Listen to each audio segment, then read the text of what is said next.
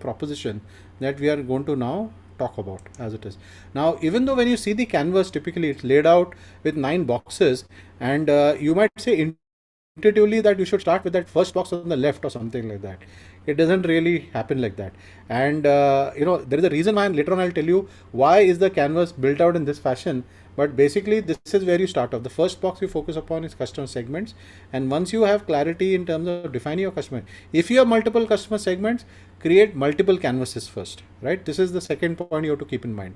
If you have 3 segments that you are going to go after, then create 3 different canvases for them. Don't create one canvas, because if you try to create one canvas, it will become too large, it will become too confusing, and it will not help you. In fact, we will also talk about the technique that you do a canvas later on, where you actually take a large A0 or A1 kind of a sheet and put post-it notes. I mean, you take a printout of the canvas and put it on your wall, and then use post-it notes of different colors for each segment as it is. So this is the various ways that you can actually do the canvas when you are actually trying to do an iterative version of the canvas, right? So you start off with the customer segment, and then now you focus upon value propositions. Now this is where I'm going to be talking about what is basically the value proposition, right? So you might actually have a value proposition, might be innovative, it might be a new or a disruptive offers, it might be similar to existing market offers but added features and attributes. Now, and let's really clarify, when we need to understand value proposition from a very, very interesting canvas that you really have. And this is something that we saw. Whose canvas was it that we saw this gain creators and the pain relievers? Anybody remember whose canvas had these terms? We saw one of the canvases, right? That was a Pune team, if I think. Was it Kale? What is the name?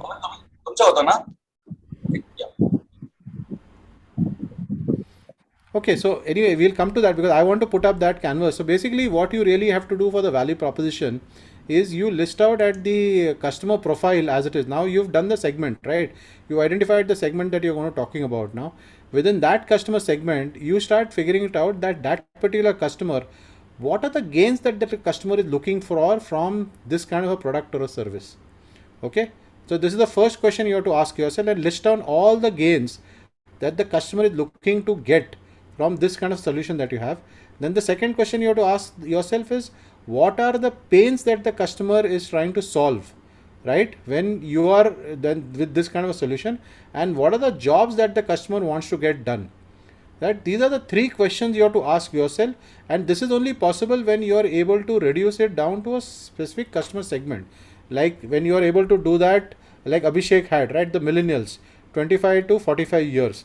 Now, if Abhishek starts asking the question that what are the gains that this kind of a customer segment really wants, what are the pains that they want, what are the pains that they're facing, and what are the jobs that the customer wants to get done. If you start listing this out, and then you start seeing that my particular solution or a product or a service, what are the gain creators? Like now you might have maybe 3 or 4 gains that the customer is looking for as it is, and you might be offering 2 of those, right? Maybe the other 2 you're not doing, doesn't matter. So you have to figure out that does my product offer those gains. Now in the same way, in the pains, when it comes to the customer pains, the customer might have 3, 4 or 5 pains out here. Are you able to at least do 2, 3 or 4 of those? Even if you don't do all of them, are you able to relieve a majority of the pains that the customer really wants to do? And what are the jobs that the customer wants done? Does your product and service really do those jobs? So this is the way that you really create a customer value proposition canvas. And once you list this down is where you are able to start creating your value proposition. Okay, so just for example, this is how it will look like.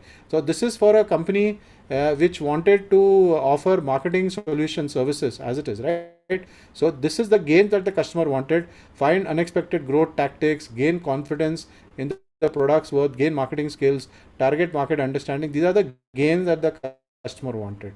What are the pains the customer wanted to solve? Was that lack of team alignment, low speed of execution, no scalable growth process, feeling lost, right? Pressure for investor. These were the pains.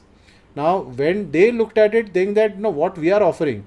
So, are we able to relieve some of these pains? Are we able to add to some of these gains? and these are the things that the job that the customer wanted done. What is it that our product and our solution is doing?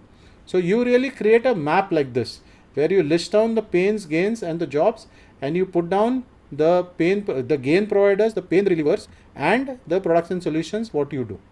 Okay, so this is when you really map this, is when you are able to create a value proposition for your customers. And the value proposition very, very important, because the value proposition will be a statement that you'll use in terms of propagating yourself to your customers. And where do you use your value statement, value proposition? You'll be using it all across, right?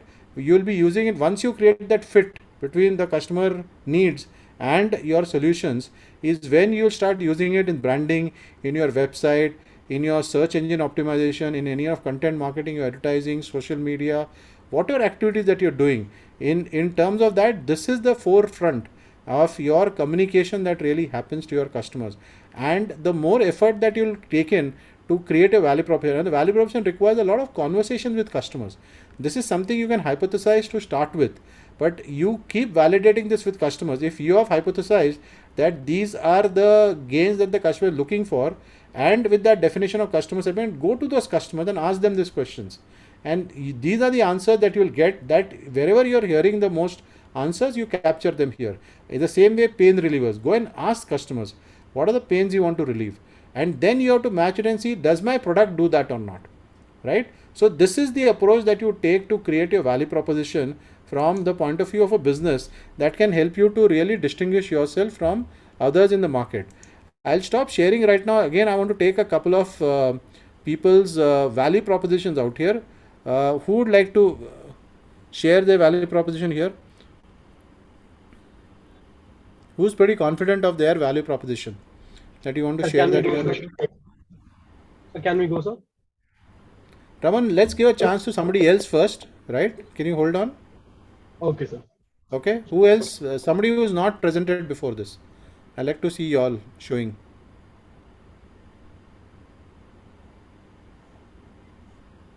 Nobody else?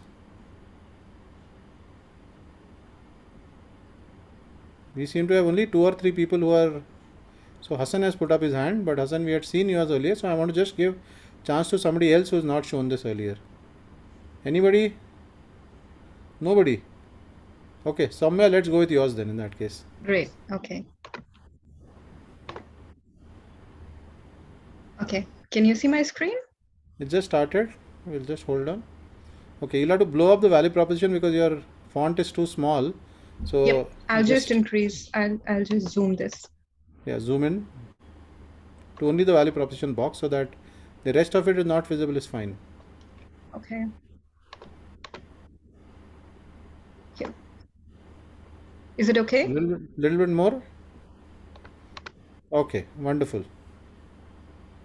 Okay, now Soumya, think from the point of view what I talked about, the pains, gains, right? And the jobs that the customer wants done. So now go to your customer segment. Can you just go to your customer segment for once, for a minute? Sorry, just a second. Yeah. So now you have to ask yourself this question, that who's your customer here now, right? Now out of these, who are the people who are paying? Are some of them channels? Are some of them your partners? What is it? Now can you answer that That is question the first? yeah, that is the point that I wanted to bring across, that initially when you're trying to do narrow execution, especially historically, integrating technology in healthcare is very difficult. So what you see here is B2C eventually would become your channels, but at this point they will be B2C, B2B customers, serving the end customer. So let's say, for example, essentially my customers would be people who would do chest x-rays because they have a respiratory abnormalities. But how do I get there initially? Because credibility is very important, and you get few chances to prove your credibility in the market. So I would not consider going B2C right from the beginning.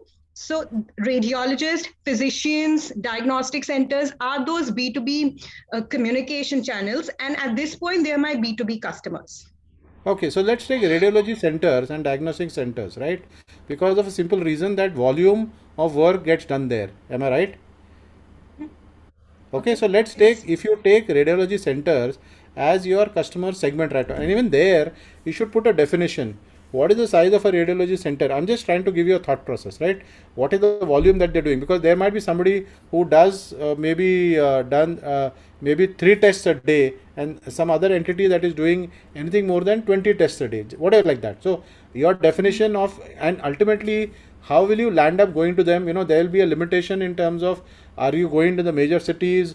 In which way are you going to enroll them? How are they going to come on board with you? All those other parts will be there, and which we come to the channels and the other stuff. But even if I stop everything else for a moment and say radiology centers, now start thinking from a radiology center point of view, and now tell me what are the pains that the radiology center wants to, what are the pains that the radiology center is facing today, because of which your solution will help them. What are the gains that they're looking for that your solution will provide to them? Can you now put on this hat and give me the answer? Now look at your value proposition and tell me now which of these value propositions are answering these kind of questions. So we have very less Now radiology. you go to value proposition now. Just scroll over to value proposition now. Okay. Yeah, now you tell me. Now you have 5 things listed here. So which are the pains, which are the gains, and which are the jobs that a radiology center would want to get done? Okay. So essentially, you don't have too many radiology centers, and the ones that you have do not essentially have radiologists with a lot of experience. So this will act as a triaging tool and also an assistive tool to the radiologist with lesser experience who's sitting in that facility. So the pain is what? Pain is the fact that they might not have accurate diagnosis. Is the pain because Yeah. of the experience of the radiologist? Yeah, that's correct. Or Yes. a gain is basically that they're improving the accuracy of their prognosis. Is that what you're saying? Or let's say we're lowering the misdiagnosis in radiology. Sure. So that is what becomes a pain, a gain that you're doing as it is, right? What else is the gain or the pain? What else is the pain that you're solving? Solving inaccessibility, because there are rural settings where you don't essentially have a radiologist, so those images can be pushed into the radiology center and we can assist them, and even if they're getting humongous volumes, we can act as a triaging tool there, again to provide radiologists tools that they need to make the next leap in patient care. Of course, here we're talking about accuracy, as you correctly pointed out. And the next point, to detect chest conditions and etiology of pediatric pneumonia. So for now, you don't essentially have, you can't really trace out the etiology of pediatric pneumonia on a chest radiograph. Radiologists are not essentially trained for it for now. So and the time gap to have any other test done is about 7 days. And in an NICU facility, the baby does not have that kind of a time window for survival. So that's where we're coming in, assisting the doctor, helping the radiologist to make better decisions, quicker decisions, because the window is very less. Again, So that's what I mentioned. You mentioned this etiology of pediatric pneumonia even earlier when you introduced your business. So this seems to be a major differentiator for what is it that you seem to be offering. Does it make sense for you to focus upon the NICUs of pediatric hospitals and radiology that does that? I'm just thinking aloud, right? And because you are able to solve a specific, see, the point is that if you become successful, for you to grow from there will become easier, right? Because you are solving a significant problem. See, what really happens is when you are able to go to a customer segment and tell them that I'm able to solve a significant problem that you're facing today, your acceptance is going to be far more higher, right? So I'm not trying to tell you what you should do right now. I'm only giving you some thoughts that will help you, that once you and this is the reason why your definition of a customer segment is important. Once you define the customer segmentation, then the value proposition becomes easier, because now you're able to zero down and say this is exactly the problem. Like you said, radiologists are not trained to identify this, so your solution will help them to identify that this is the biggest risk that is causing right now, right? Or it takes 7 days for something to happen and stuff like that. So if you are able to identify those 2-3 things which really set you apart, now believe me, there is a large enough market in terms of India for pediatric care, right? So if you are able to enter that segment and make a dent there, that can be a significant gain for you as far as market credibility is concerned. Once you gain credibility, once you gain acceptance, for you to go to other segments will be easier. That's all I'm trying to say, right? I'm not saying that do this or don't do this. I'm only trying to tell you that when you go generically and when you go specifically, your penetration it's simple like that, right? If I'm trying to do if I put my fist, I'm not going to punch a hole into my hand, but if I now use this, right, I'm going to penetrate my palm, isn't it? As simple as that. It's the Yeah, same but logic that applies. yeah, the only thought here is that we were trying to create an end-to-end solution. So while you diagnose the etiology of pediatric pneumonia, it's also essential to understand what's going around in the lung parenchyma. I'm sorry to use those technical words. Essentially, just means Whichever what's way. going. I'm not saying you go after pediatric. What I'm only trying to tell you is you have your definition of your customer Yeah. segment. Start with that penetration, right? And then expand. Once you penetrate into a market, it's easier for you to expand to go to other use cases, right? And to go to other specialities if you want, or whatever else you want to define that out, right? I'm not here to tell you what to do, not to do. I'm only giving you suggestions that if you want to create a strong value proposition, unless you do not have this clarity about significant gain relievers and significant gain creators and significant pain relievers, you are not going to really succeed. You will be fighting, hitting your head against the wall, and you'll be wondering why people don't love your product, right? I have a fabulous product, I have an amazing product, right? But people don't seem to accept it. So if you are able to make an entry, if you are able to build credibility, after that then building yourself to become more broad based, to go to other domains or whatever like that is much more simpler, is my only logic that I was trying to tell you.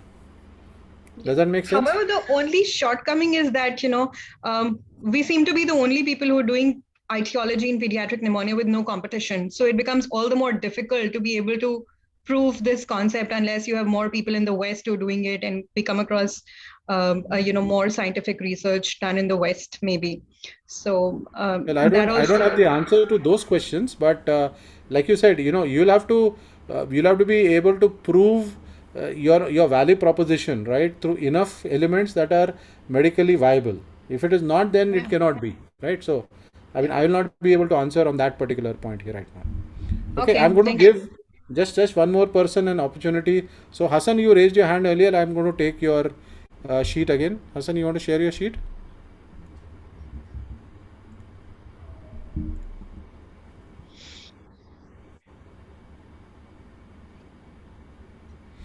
Can you see my screen? Yeah.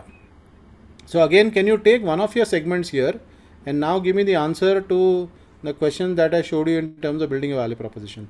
Because obviously your value proposition today spans multiple segments, isn't it? Yes. So choose one of these segments. Let's just say working mothers. So we can connect working mothers. It saves their time and it's ease of use for them. Right. So think along, what are the gains that working mothers are looking for? What are the pains that they want to solve? Their gains is saving time, and their pain is building a routine for their children and themselves. Okay. What else? For instance, for senior citizens. No, that is you're going to the other segment. Is that the we're only still sticking to the same one? gain? Okay, so for the mothers, yeah. Yeah. For the mothers, a gain is that because of the solution, now they're not cross-contaminating as to and it's economically niche. So that would be a gain. And also another gain would be education and awareness. So with that, they can help their children, form a habit since their childhood. And studies have shown that the earlier an habit is formed, it sticks more rather than you start in later on. Yeah. So what my logic to you here would be, Hassan, in the same way that I told you, look at all your customer segments, run these customer segments against looking at what would be their value propositions for them. A lot of them might be common, but some of them might be uniquely different. My recommendation to you would be the same thing like I was telling Soumya. You decide which of these segments you'll go after first, right? Okay. You define which value proposition works out better for you. Now, what's also important out here is your channel that you're able to reach these customers and stuff like that. Now, if you really look at it as compared to maybe senior citizens, your ability to reach them, the marketing effort required is humongous, because you don't necessarily, whereas when you talk about Gen Z or something like that, your ability to reach them through social media, through viral marketing, a lot of other opportunities that really come across, so stuff like this. The price sensitivity is different at different segments, right? So keeping all of these factors, you can then figure out which of these segments you want to start off doing with. Again, I'm repeating, if somebody else from the other segment comes and buys your product, you're not going to turn them away. But what are you going to put your marketing dollars, your energy, your time into that segment is my recommendation to you. Okay. Let me ask And you a based question. upon that, you should build it out. Yeah. Makes sense.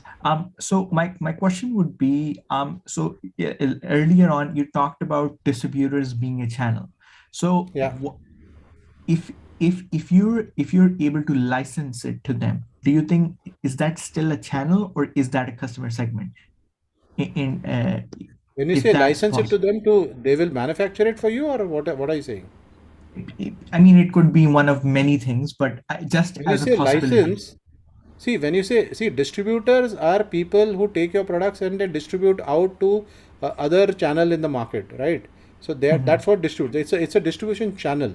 When you Yeah. say that they are contract manufacturer or something like that, then they can actually become key partners to you. Then they're not a channel to you anymore. If they are Mhm. manufacturing it for you, then they can become Yeah. partners. So Okay, contract makes sense. manufacturing, if you give them out, if you give them a license to manufacture, they'll become partners to you, not Got it. channels. Makes sense. Okay. Okay. Okay. So And one last thing before I go. yeah. So you talked about like how we can divide them and like have and make a separate canvas for them. So would you so for example, in my customer segment, I have essentially like three kinds of people. One, or you can maybe divide them into two. One are like regular people, from children to senior citizens who don't have any special needs, and the other one would fall into special needs category, whether you're amputee or you're someone from the spectrum. For example, if you're autistic, or in the B2B category, it's like senior care facilities where senior cares cannot take care of their oral hygiene. Hence the facility has to take care of them for them. Would you Yes. say that would What's make the more question? sense? What's the question? So the question is, should I divide them up like this, where I can have essentially two customer segments, and within those, I can define them? Like, for example, special needs, I would say senior citizens, amputees, and disabled You people, can. or It's not like I said. No, in the beginning, I said you can have common, common needs of customers, right? You can Mhm. club them together. So what you're really Okay, talking makes about is sense. common needs here right now. Got it. Okay, thank Okay. you. So I'll give a classic example here to help you all understand. I was just reading today about the shoe company Neiman's, right? So they are making these sneakers and this making this. Their entire focus is recycling PET bottles to create shoes and recycling old tires to make the soles of shoes, right? So they are basically focused on the sustainability market. Now, when they are marketing themselves to the millennials, to the Gen Z and all that, they are able to position themselves like that. So automatically, what really happens is the segmentation also becomes the people who are interested in sustainability. So they are giving, and the value proposition is that we are helping you to save the environment, right? Because we are helping to recycle a lot of waste that's happening in this world. So this becomes a value proposition besides a very comfortable shoe and all that stuff, right? Because that's a standard value proposition for a shoe. It should be comfortable to wear. It should last long. It should be price, a good price point. But is that sufficient? Not necessarily. The additional value proposition that they bring to the table, which is only logical to the segment that is appeals to, is sustainability. That you are contributing to the sustainability of the ecosystem as it is, right? So it becomes an additional value proposition that they're bringing in, and they are able to attract these kind of customers who will willingly buy and pay a premium also for their products because they believe in what is it that they're doing, and this is what it really means then. Okay, so I gave that as an example additionally to help you understand that just a definition of maybe that is not equivalent. There could be other facets that you could bring into the picture that will help you to ensure that you create a value proposition for your customers, and your customers will come to you for that value proposition then, and will be attracted to you because of the value proposition. Okay. Ajay, coincidentally, one of the teams in the global finale is actually creating shoes out of plastic PET bottles as well. The team from Dubai. So, yeah. They were just on the call. I can't see them right now. That's what we were doing. Yeah. Wow, fantastic. Okay, so let's move on. Then basically, see, the value proposition is what really helps you to create yourself like this. In the sea of other people who are providing solutions, when you stand out like this, is when customers will come to you, and that is the whole logic behind what we are really talking about. How do you make, it's always, you say that I have to go and sell to customers. The reason why that happens is because your customers don't really see the value proposition in what you really have. When you are able to nail the value proposition, your customers start coming to you, and that is the true secret about building a great business. It's not about having a great idea, a great problem that you're solving. No, I mean, you're doing all of that, but till the time the customer doesn't see that value proposition, it doesn't start coming to you, and you're never going to be successful. You might have the most brilliant idea in the world, but it's not going to work, right? So this is the important reason why you have to focus on the customer value proposition as such. Okay, with that, let's move on right now, the third part to it. Yeah, Abhishek, you had a question? Yes, very quick question. Shall I share my screen? Just want to have a very quick question around our value prop. So please do let me know. Okay. Yeah, once able to see my screen. So can you see that? Yeah, I can see it. Yeah, so this is the way we have created our value prop, but because we are doing extensive market validation for last 1 year, we are speaking to customer various of channels and domains as well. Wonderful.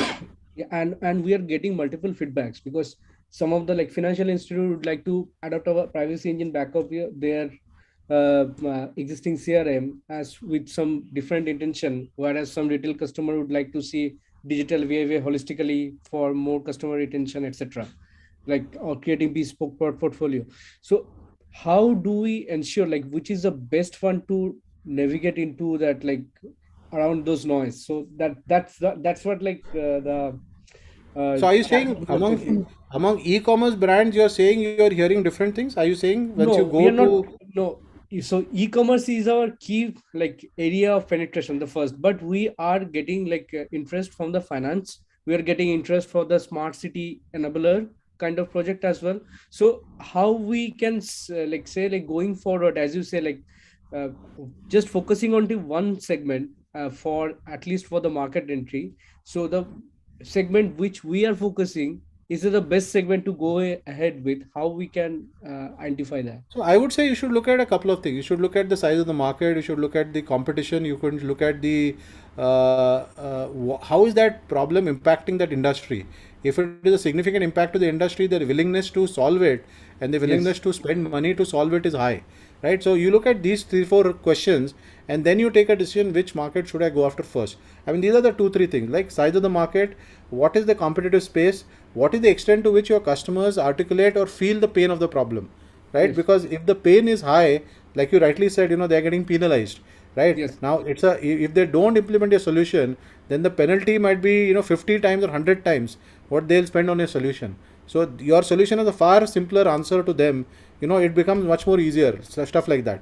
So you should look at these variables, and then take your decision as to which market to go after then, or which segment to go after. Yes, actually, there is a catch around that, because we don't want to overburden ourselves with lot of features for the MVP, because we don't want to that is the reason why digest. So that is the reason why when you identified that segment, you build the features that are required for that segment. Now you might keep getting requirements from other segments. Yes, you should sell your product the way it is, because there'll be a product feature roadmap that you'll be having, right? So you have that definition. You don't keep changing it for every customer that comes and asks you that. Correct. Because they'll always run into a problem that you'll be creating, multifaceted hydra as it is, which doesn't even come close to what everybody wants. So, this is the way you should tell the customer that this is what it is right now, right? Even if somebody else comes to you, and you create a product roadmap that encompasses that second segment or the third segment, and you keep building as per that. That is a better strategy to go to, rather than getting pulled by every customer who comes and tells you, I want this, I want that, and you start rushing in that direction to start building that feature then. No, of course. So that's what like even we were thinking, and just great to know like that's been validated by you as well. So Yeah. we are not going into the wrong direction. No, thank you so Wonderful. much. Wonderful.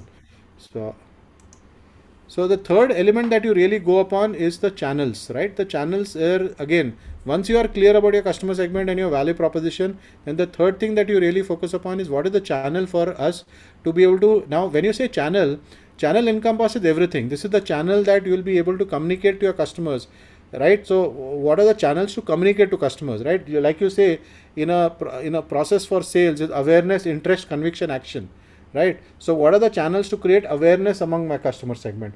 What are the channels to create interest in my customer segment? What are the channels to create conviction? And what are the channels to have action? And not only that, and subsequently, what are the channels that you'll also utilize in terms of delivering service to your customers also? These are all the channels that you're really talking about. So channel is not just a sales channel, right? Channel could be a marketing channel, channel could be a customer relationship channel, channel could be, all of these put together are channels, really speaking. So when you start thinking about it, think about all of these facets of a channel. So what all would you be looking at? Can you have a distinctive offer using different distribution channels?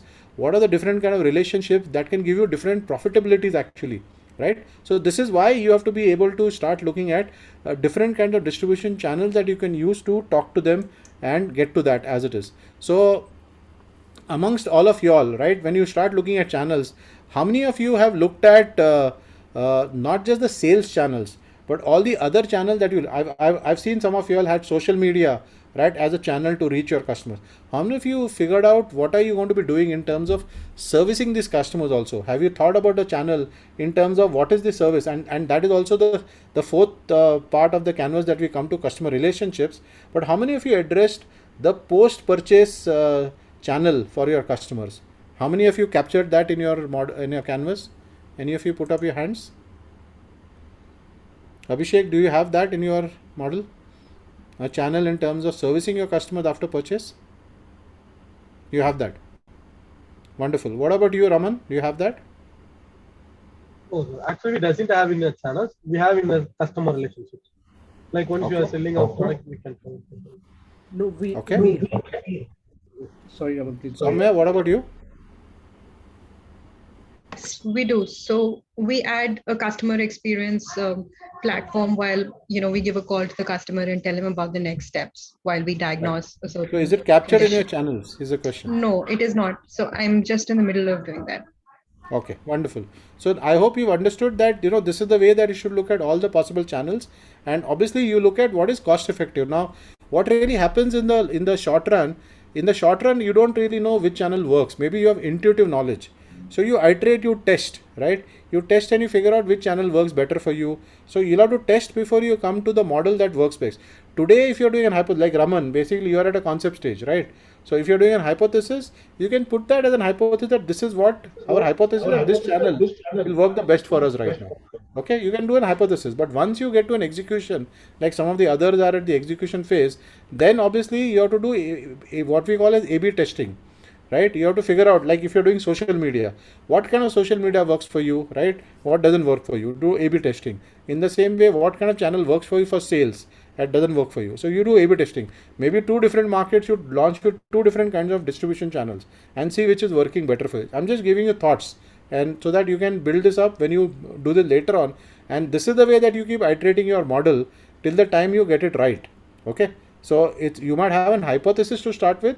You keep A/B testing it till the time you are able to validate that this is the most cost efficient and cost effective channel that you really have as it is.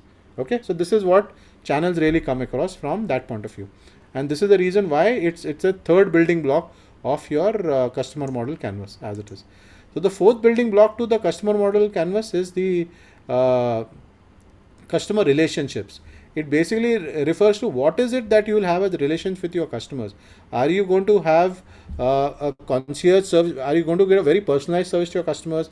Are you going to have a completely an online, completely hands-off kind of a customer. That means the customer can only reach out to you through a mobile website, and they can put a complaint. Nobody personally will interact with the customer. Somebody else, maybe you have an automated chat bot and stuff like that, right? So you figure out what is the way that you will maintain the customer relationships, right? Not only again in sales, but in subsequently when the customer is using your service, and if he faces issues. So what is the kind of a service that you really want to put in place, and in relationship you want to put in place with your customers? Any of you want to give me examples of how you are differentiating on customer relationship as far as your product or solution is concerned? Again, Abhishek, Soumya, would you want to share what is the facet of your customer relationship? Yes, I have. So we have rating systems for B2C, and then we have CRM like SAP Salesforce for B2B, and also we have CSAT service, which is customer satisfaction service. These are the tools and the mechanisms. My Yes. question to you is, what is the kind of customer relationships that you want to form with your customers? It's like kind of means like obviously a long-lasting relationship. So we can maintain the customer, we can maintain the loyalty, and they can bring new Yeah, customers. so now if a B2C customer is coming to you, right? Yes. He's not dealing with any person directly. Am I right? So yes, B2C customer is not directly. It's a self-service kind of a tool. Yes.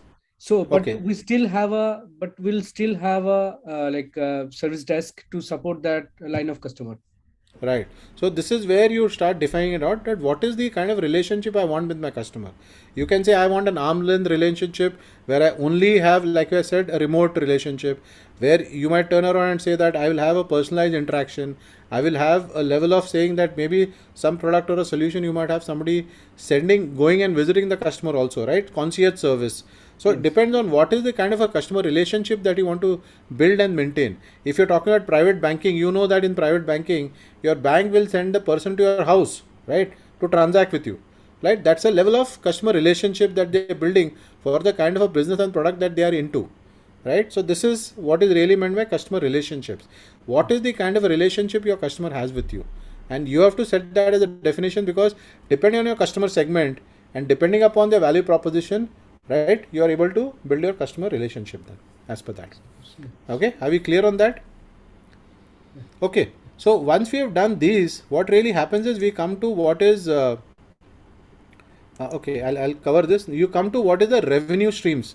Now this is the reason why this model is built in this fashion, because this is what constitutes the right side of the business model canvas, which we call the customer facing activities, right?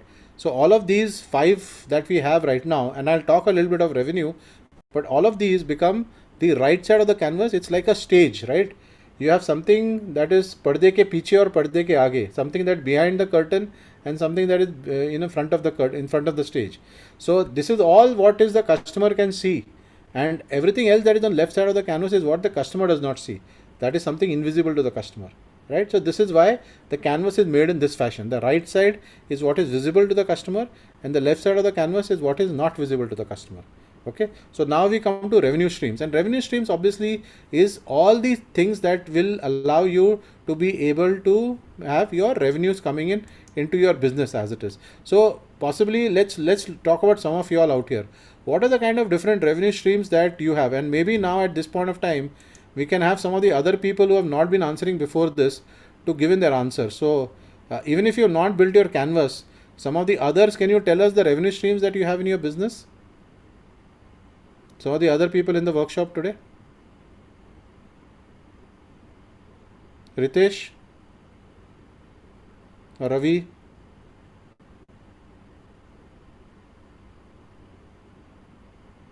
Sorry, Ravi. No, sorry. So y'all are all the office bearers. I'm sorry. So wrong to be asking y'all. Aparna, do you have? Ravi, not excusable. You don't have your business model canvas. All right. Yeah, so can I ask some of the others? Please, can you please unmute yourself and tell me what are your revenue streams?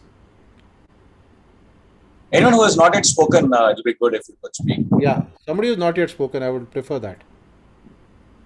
Kunjpreet from Chandigarh, why don't you unmute and speak? My friend Tiago from Tampa. No, I'm not from Chandigarh. I'm from Udaipur. Okay, yeah. Fine. Go ahead. So, can you tell us your I revenue don't. streams? Yeah. Yeah, I have joined with the mobile phone, but our revenue stream is we are into direct B2B selling, and revenue stream is direct selling of the product, direct selling. So, what is your product, incidentally? So yeah, so we make lightweight tamp-proof bricks using 100% recycled waste material. Okay, so have you all, I mean, not necessarily for this product, but the whole Hmm. logic is that, conventional selling of product or selling of service or all that is a conventional revenue stream. Are there Yeah. other revenue streams you could be examining? And this is not only for you, this is for everybody else that is here right now, right? I think, I give this example a lot of times. I think, I see this Facebook ad of Maruti, right? That Maruti, they also put out the ad saying you don't have to buy the vehicle. You can lease it from Maruti directly as it is, right? That means you have to only pay them monthly rentals for the vehicle. And this is Maruti is doing it themselves. This is not even some other entity, third party, leasing company or something doing it.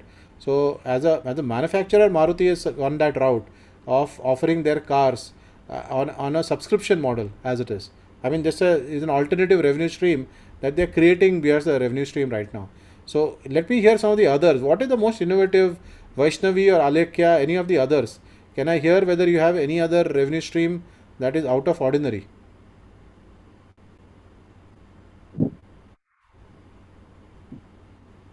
Tiago has replied, he's got a sore throat. So I have one revenue stream that is sales of custom insoles. Okay. He's messaged that, is it? Yeah, he's put it on the chat. Okay. Okay. Custom insoles. Great. Sana from Karachi, probably you would, no, not correct. Rawalpindi, sorry. Yeah, go ahead.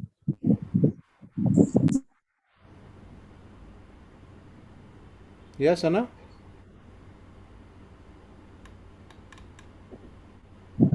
Sana, are you there? My friend from Israel, Shahar.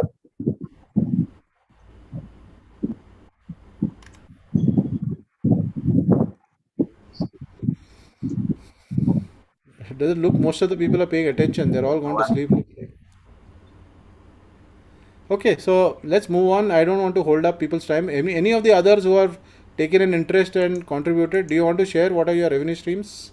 Yeah, I want to come in here. So Yeah, the other sorry. revenue streams for me would be data, because data is the new oil. And since we're based out of India, so of course we're looking at huge data repositories. So we can sort of give them to global players in this space.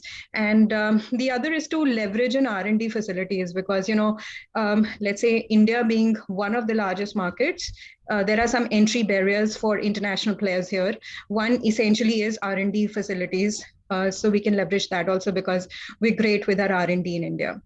So those are the revenue streams also, besides the pay-per-use model and the subscription model that we're essentially looking at on our products at this point. Wonderful, wonderful. Because this is where, as a business, if you are able to build in multiple revenue streams, that's a very smart way to. And the more the revenue stream opportunities that you have, the more valuable your business will be ultimately, right? Even investors will be really looking at you positively when you are able to build in multiple revenue stream opportunities. Abhishek, do you have anything innovative that you have created? Yes, so we have actually we are not introducing now, but after 3 years, we plan to introduce a cut of 5% of the accumulated data worth of individual. Our currently accumulated data worth is 30 pounds a month, which we are losing anyways. And through our blockchain based framework, we want to give that to the user. But after 3 years, we would be introducing a sharing cut of that data value. So that would actually, going forward, we see as a generating 50% of our revenue forward. Okay. Okay. Wonderful. Wonderful. Yes. Chalo, I think we'll move ahead right now. Do you want to quote any examples, Paul and Pradeep, of any of the other startups that you've seen who have had very, very unique revenue models that go out of ordinary? Sir, actually, we have one, sir. Like apart from a direct selling, like we have we are going to provide a speech therapy application, so we can have subscription also, because all the by both hearing loss patient also doesn't able to speak, but they have a capability to speak. So if you are providing the application who can help their speech therapy, which is also a revenue stream, and also licensing a technology to a various geographics which we can't access, licensing a technology. Sir. Okay. Okay. So these will Wonderful. be unique revenue streams. Okay. Wonderful. Wonderful. Yeah, Paul, you had to say? The example I would give, we are actually invested in a company called Physician 360. They make kits that you can buy at your local community pharmacy. Kits for sore throat, for UTI, for various diseases. And typically the kit cost a certain amount. And with it came a telemed service where you could immediately from the pharmacy or from your laptop join with a doctor, right? That could give you a prescription or other stuff. The new revenue stream they have pivoted to is they realize the pharmacy cannot write a prescription in the US. I don't know in India or other places. So now they have added another revenue stream, which is a subscription model. So the pharmacy can at any time get on a telemed call on a monthly basis with their 100 or so telemedicine doctors to be able to add to information beyond what they sell as kits. So that's a brand new revenue stream for them. Yeah, wonderful. I think those are great ideas. Yeah, instead of just so it's become B2C. Before it was B2B2C. Now it's B2C and B2B. Yeah. So. Wonderful. Pradeep, any additions from your side? Yeah, I think again a team from Atlanta probably they are primarily into Dr. Lopez. I'm forgetting the name. Aaron, Insight Optics. Yeah. So yeah, they're basically into devices that are helping physicians do eye tests much better and faster and in a cheaper way. But the actual payer is the insurance companies, because they are the ones who actually end up paying a lot of money. So it makes a lot of business sense for the insurance companies to actually help the physicians get these devices so that their claims come down, kind of a thing. So this is where it really comes in, that when you are able to innovate in terms of your revenue streams, you'll be surprised that there is so many more opportunity that you can build. And like I said again, the smarter that you are in terms of innovating here, when you go beyond conventional, actually the better your business opportunity will be, because your investors will want to look at something that is out of ordinary, right? And that is something that can be a first mover advantage in some categories. Okay, with that, let's. There are a couple of questions, Ajay, on the chat. There are a couple of questions. One, Kunjpreet says, don't you think for different revenue streams, we will have different customer segments? I think she meant the other way. For different customer segments, we will have different revenue streams. Right. And Hassan asks, what do you think about social media revenue? Yeah, so when you say social media revenue, you're talking about revenue that will accrue to you because of what? Either content or either something that you're having out on social media. Is that what you're saying, Hassan? Yeah. So basically, since it's a consumer product, so we're heavily focused on marketing. So social media is also like our channel as well. So with that, we think like maybe in a couple of years we could also generate some revenue as well. Yeah, the key question you have to ask yourself that through the content that you'll create, will you create anything that is more than a single digit revenue? I mean that it would have to take a lot of time and effort so into I think but because of which so I'm not at all against anything, but if it is a very minor revenue stream, then you don't have to capture it. That's all I'm trying to say. Right. Okay, so it doesn't need to be on the BMC. If it is not going to be significant, I mean, if you are going to be saying that in 3 years or 5 years, I'll do 2% of my revenue through social media revenue, then putting it in your business model canvas won't really add any great value to you. Okay. That would be my logic to you, right? Unless and until you tell me that, because of my content marketing, I'm going to create maybe 12% or 15% of my revenues, right? Then it is fine. Okay. Okay, so with that, we come to the next element of a business model canvas that, hey, Ravi, you had a question? I was just going to add to that point about social media revenue. In business, sometimes you can have retained earnings that you keep holding in your bank account, and then you may get some interest income from the bank for just holding the money. It may be very little, right? So I don't know if it's worth including a whole bullet on your canvas for something so small. And I think Ajay just said that. So whether it be interest income, or maybe you take your business revenue and put it in some sort of money market, or maybe even invest it in some stocks, because it's money that the company has generated. But now that money is being used to generate other income, but it's not so much. That's not part of your business. That could, it's a good thing to have money coming in from other streams, but it's not the core of your business. Or as he said, it's not going to add 15% or of your revenue streams coming from there. So I just was going to add, traditionally, it's that finance interest that we get. It's not really considered the core of the business. I was going to add that, Ajay. Absolutely right. So you can obviously include it in your financial statements and stuff like that, and your planning if you want to, but not necessarily in your business model canvas. That's the only difference. Right. So with that, we come to the next box, which is, like I said, this is behind the scenes now. This is something which your customers don't see. Customers don't have visibility to these components of your business model canvas, and that is why they are important for you to figure it out. What are you really talking about out here? What are the key resources that are really required for you to now deliver what is at the front end of this business model canvas, right? So what are the resources? And we are talking about the key resources. You're not talking about all the resources. You're not going to make a list of all the resources that you need to do.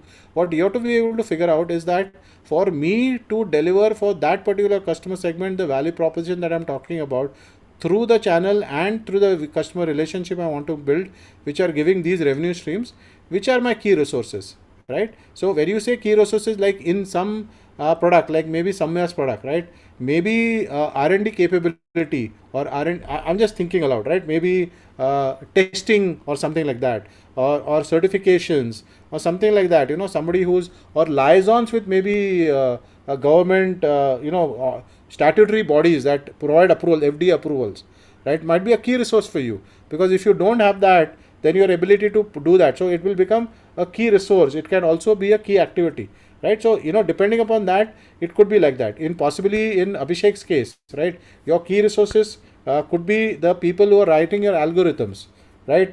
Maybe the team that is doing the backend algorithm writing for your solution and stuff like that. They will become a key resource. So what you have to do is isolate and identify what are the key resources that are required for me to deliver this value proposition that I have for my customer, right? Using all of these other things. It's not saying to an exhaustive list. That means I require an accountant in my office to manage my account, then become a key resource, right?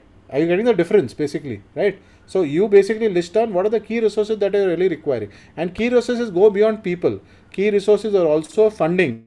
Like, suppose you require for R&D, you are going to require maybe a couple of $1 million, right? Then your key resource that is really required is this amount of money that is really required. Maybe your key resource is maybe some testing labs, right?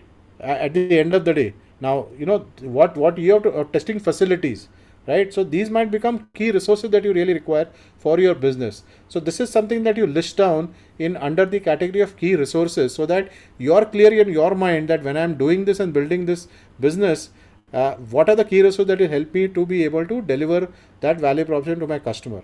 Are we clear about key resources? Any questions on that?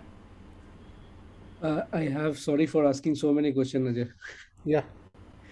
So we have actually marked investor as one of the partners, not the resources. So is that okay?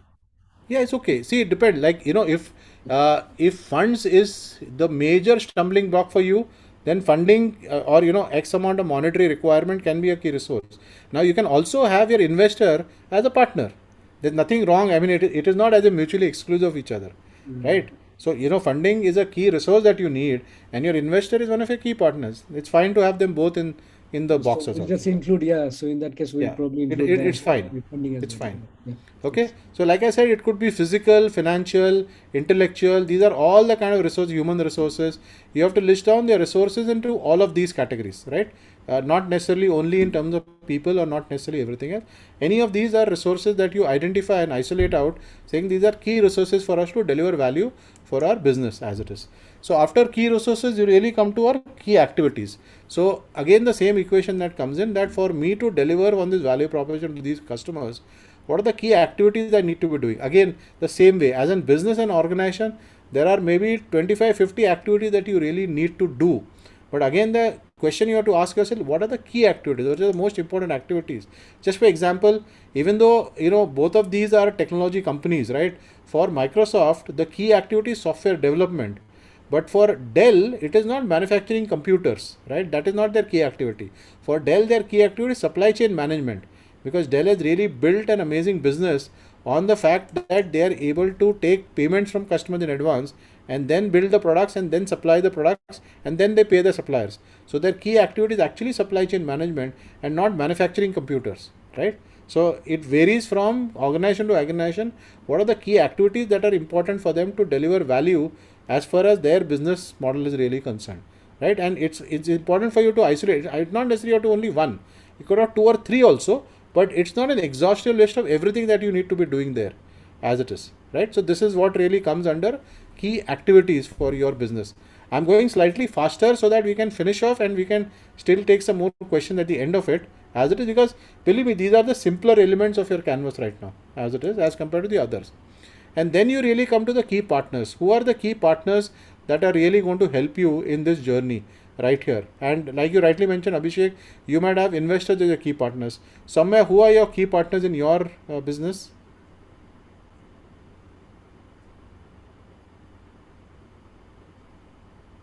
You're muted somewhere. We can't hear you.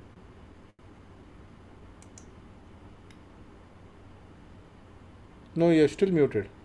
Sorry, you're still on.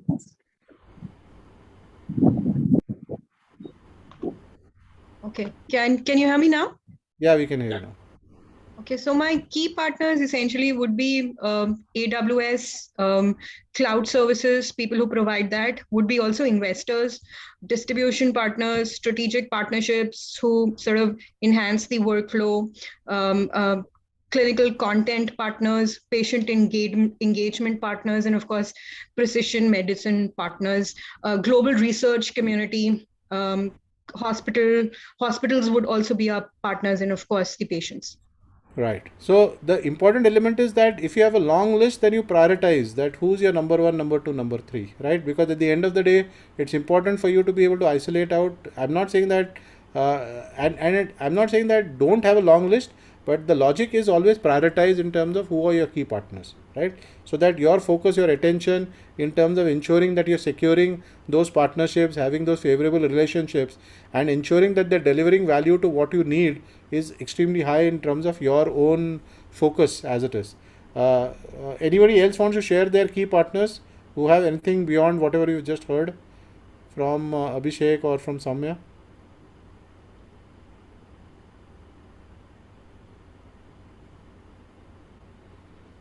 Okay, so let's move on right now.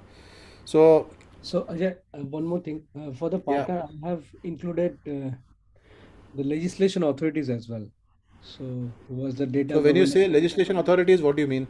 It's like ICO, like Information Commissioner Office in UK or in Europe, who actually implement the GDPR kind of legislation into or define what would be the GDPR so law. would they be partnering with you to do in terms of so your they business? have programs for sandbox program, etc. And we have a plan, and we already have discussed like this is the solution we are getting into the market. And once the MVP developed, we want to run a sandbox program with them. So we actually build the customer confidence as well. So we are like building the solution based on adapting the highest industry practices. Right. So I'll help you to distinguish here, Abhishek, and this might be useful for the others also. If suppose you have some government regulatory element that you want to either influence or you want to lobby for, then lobbying might be a key activity. Are you getting the difference? And if they are working along with you, then they can be partners. right? So this is that the distinction really comes in. So Yes. what I heard from you is that they will support you in some way. That is what I heard from you. Yes. Because of Yes. which they can be partners. But in some case, if suppose you are lobbying to FDA or something else like that, then possibly lobbying itself might be a key activity then in that case, right? So an FDA will not be a key partner then, but lobbying for the FDA might be a key activity for you for ensuring that your category of products or solutions is approved, right? That might be a key activity then. Yes, Does of that course, of distinction course. help? Yeah, yeah. Because lobbying, we haven't marked that in because that data classification law is already is in place by Which is after okay. I'm not 2018. saying for So you. I was yeah. referring to some of the others in the group No, out no, here, that so that they yes. understand that what do they include in activities then. Yeah. Okay. Thank you. And the same way we come to ultimately the last part, the cost structure. Again, this is where really speaking is how you examine how are you really building the cost structure of your business. Are what is it that you're doing? Are you doing contract manufacturing? Are you doing your own setups? Are you how are you hiring resources? Are you doing partial resources? Various things that you might do. How are you really incurring your costs and stuff like that? The cost model. What is the cash conversion cycle that you have in your business that you really generate? So this will all determine, because of which your interest costs will be coming into picture, right? So all of this really are what drives the cost structure. And again, like I gave an example, Dell computers is a classic example, and I talked about supply chain management. At one point of time, Dell used to have a cash conversion cycle of literally some 35 days or something like that, right? So plus 35 days. From there, they took their cash conversion cycle to minus 56 days, right? So they were earning the dollar 56 days before they were spending the dollar. So their amazing advantage, it actually became an additional revenue stream for them. Like Ravi mentioned, because of the amount of money that they were holding, they were able to generate additional cash out of that as it is. So it's a phenomenal example that if you actually do your cost structure properly, you can derive amazing benefits as a business is concerned. And this is where a lot of innovation can really come in. And this is where all the other elements of saying how are you really incurring your cost. Can you do partnerships instead of hiring people? Can you do all of the other elements, contract manufacturing, what can you do? So these are all the things that really come into the picture when it comes to a cost structure. So this is how all of the elements in the canvas really look like when the canvas is put together, where we talked about all of the 9 boxes right now. Now, if you look at these 9 boxes in isolation, and if you start looking at them, this is how they convert into the business model canvas framework that you really use, right? And this is what all of y'all have been seeing, that some of the people who presented, this is the way that the business model canvas really looks at, right? So I hope now this helps you to understand how each of these really comes together, right? From the structure that was created towards the template that you all have. So this is something that this is the business model canvas that all of you have been filling in. So this is the approach that you really do to this, and the way that I explained to it earlier. If you want to make this a live document, take a large A0 printout, put it up in one of the walls of your offices, and use post-it notes. Now post-it notes give you the flexibility to add and to take out stuff, right? So if something changes, you can remove the post-it from that. You can modify it. You can change it. It gives you a lot more mental flexibility of thinking process. So this kind of printout is available. I mean, you can get it. You can download this online, put it up on the wall, use post-it notes to stick on points under each of these. It'll give you a far more mental flexibility of thinking and will give you the approach to be able to think, how can I innovate? In fact, one thing that you should do is that, if I change this channel, now if you created an initial canvas, right? Now you say, I have these 5 channels listed out. If I remove this channel, what is the impact it has? Okay. You can think like this. If I remove this value proposition, what impact it has? So you can actually start looking at doing an iterative model, seeing about the flexibility that if I make changes, how does it impact the other parts of the canvas?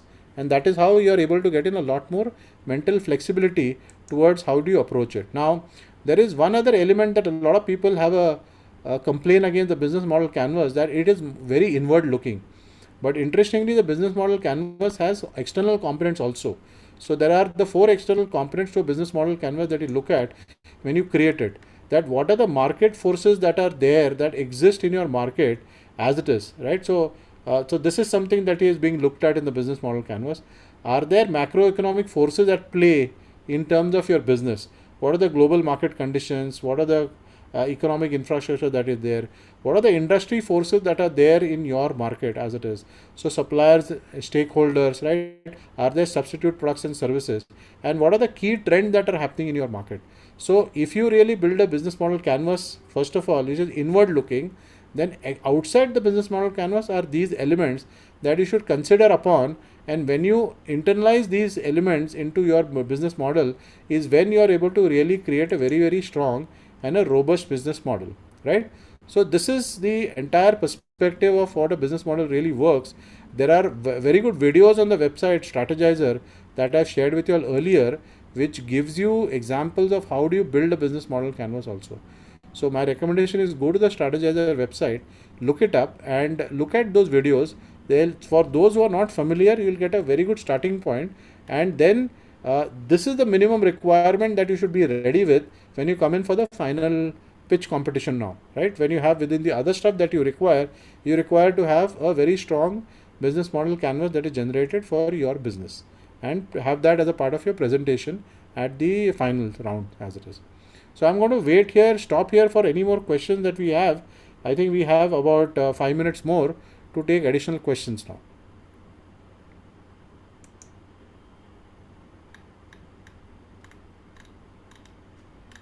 Okay, I don't see any questions in the chat message. So any questions? I also put in a link to a feedback form, so if you could just take a couple of minutes and share your feedback.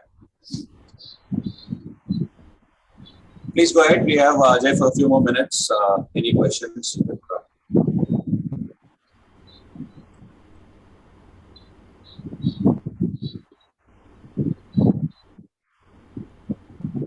So if some of you do not have access to this canvas, then we will obviously share this link.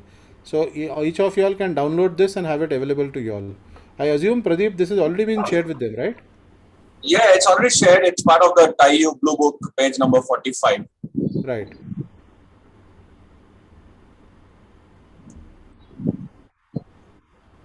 I have had to read it so many times, Ravi. That's why I remember the page numbers now.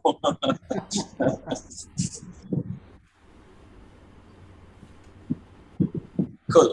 Like Ajay said, I'm probably leading from yesterday's workshop. The mind or the human brain works very good when it has visual forms, and that's where the business model canvas is such a wonderful tool for me in my own career. After around 10, 11 years of entrepreneurship, when we did a business model canvas for our company, we realized, oh my God, that we're missing so many things that was staring right in the face because of the visual form that it gives. So go ahead. If you have access to someone who can print a flex for you, do it on like a 5 feet and 6 feet kind of a flex, and then use post-its to do it. That's the best way, trust me, to do the whole thing. If anyone comes with, if someone has a question, please do. But otherwise, Ajay, thank you so much. Just come in here. Yes. Yes. Just one last question. So, Ajay, as we were discussing that for different customer segments, we could essentially have different business models, business canvases. So, from the competition standpoint, what do you think our business canvas should look like? So, in fact, you made a very good point, Soumya. One of the things I always recommend to is once you become successful in creating your business model canvas, look around you and identify your top 2 or 3 competitors potentially, and create a business model canvas about their business. So, in fact, it might give you insights in terms of what you might be missing out and what are the gaps in the market that might really emerge because of that, really speaking. So, that is the way that you are able to benchmark vis-a-vis maybe the competitors. In fact, when I was talking to somebody else and I was giving them an example, they were launching something in India. I told them, look at at least another player in India and look at 1 or 2 players globally. So you will learn the things that others are doing that you are not doing, or you might learn the things that you could possibly do in your markets also. So both the ways it can help you actually. Okay, thank you. But in isolation, if you look at it, business model canvas doesn't focus on competition. It focuses on you building in a strong model, but the way that you are able to utilize it, you create a model for your competition. At least your top 1 or 2 players. Ajay, by competition, I meant from the competition, the global university pitch competition. Okay, so so from that competition point of view, what was the question then specifically? While we said that, different customer segments could have different business canvases, from the competition standpoint, how should an ideal business canvas look like? So from a competition point of view, yeah, sorry, Pradeep, I'll take that question, Ajay. I'll take that question. Yeah. So, Soumya, of course, there are two ways to look at this. Okay. One, sometimes when you talk about two different business models, the judges tend to get confused. That's what I've seen in the last 3 years. They want you to kind of focus on one core one, and then as an appendix, you can also that there are future revenue streams. But from the business model perspective, what I would suggest is taking Ajay's example, create two and put them into one single PDF and upload it when you upload it for the competition. And probably, but make sure that on somewhere it's highlighted that there are 2 pages, because most of the judges are going to be in different time zones. So they may need to be really clearly aware that there are 2 pages to the business model canvas. Thank you. You could kind of have the first page as a page that says that this business model canvas has 2 business model canvas. Page number 2 has 1 and page number 3 has 1, kind of. Remove all kind of vagueness that can be removed as possible.